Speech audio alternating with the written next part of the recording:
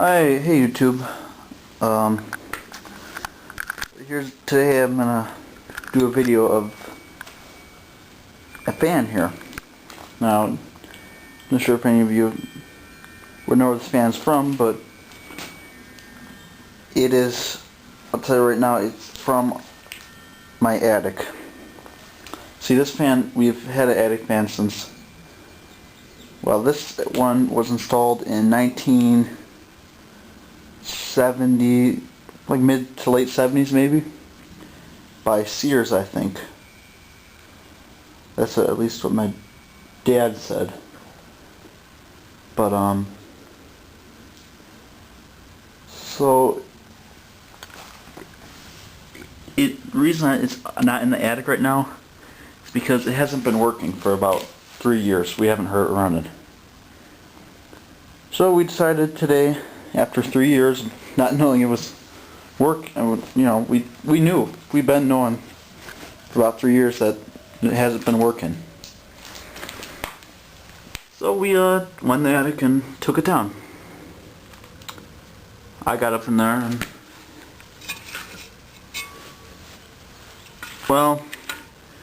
and took it down. Found out that this fan is really, the motor is bad. I don't know how it got like this, but if I show you here, you're supposed to be able to tap the blade and it'll turn. It's solid. I have to push it with my finger to get it to move. I have to push it really hard. I mean, that's kind of a locked motor right there. Right now I'm turning it, and it shouldn't be this hard to move. It's really stiff.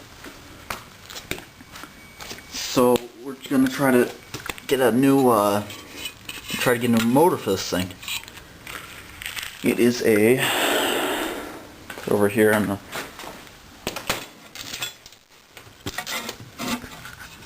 let's see if we can get that. It's a Fastco. This camera doesn't focus, so you're gonna have to just let me read it to you. It's 115 volts, 60 hertz. It's 112 horsepower, 4 amps, 1500 RPMs, and it's model D310. Yeah.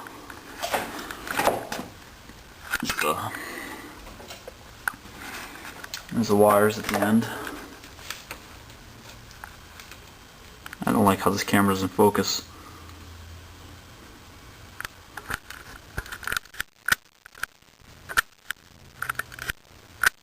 But anyways, yeah. So, yeah, we gotta try to find more for this. I looked it up. It's about $102 for a motor, and that is quite a bit of money for us right now. So we're gonna have to try to get it go a little cheaper than that. Now, look how stiff that is. That's ridiculously stiff. It should just spin right now. It's not going anywhere. It's not even jammed against anything. But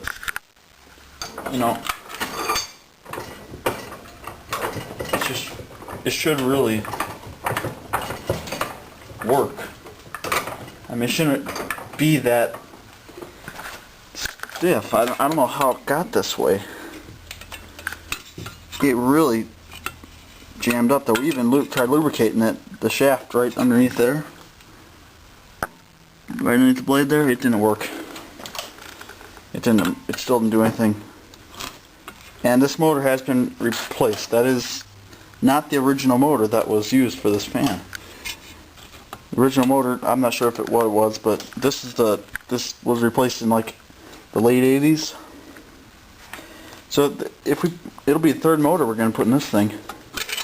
We got to look for one, either something very similar to it, or it's got to be real cheap because we can't afford it. But yeah, it's the thermostat's up there with some. I think that it's a fire switch or something. So if there's a fire in the house, it'll touch that thing and it'll, or that piece of metal gets too hot. Right? There's like this switch.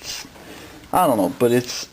I think that protects it from if there's a fire, it'll kick it off so it doesn't keep feeding the fire with oxygen. As I heard on before, that's what that switch is for. Yeah, like I said, it's ground wire. These blades are very pitched. They have a nice pitch on them. And we might even have to put some sort of other fan in there for now, because this, that attic gets hot. I mean, last year our air conditioner was really going. I mean, it had a hard time keeping up. It was running constantly at 70, even 77 degrees. It was running all the time, and that's not good for it to be. On the hot, like 90-degree day, it wouldn't cool a house past 76. So I know this is definitely what's making it, slowing it down. So we need to get this replaced. Set the camera down for a second. I want to show you how stiff this really is. If I can get this vise out far enough, I think I can.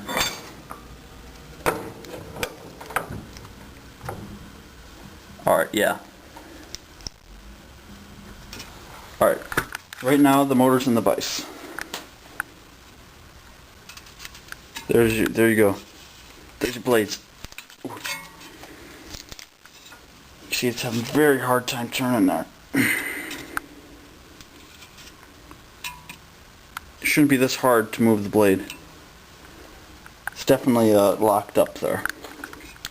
Something went wrong. Can't imagine if I actually tried this plugged in if it actually worked. So yeah, anyways, that's the attic fan.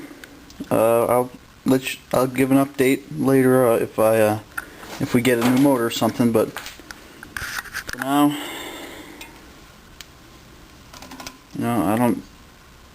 it'll just be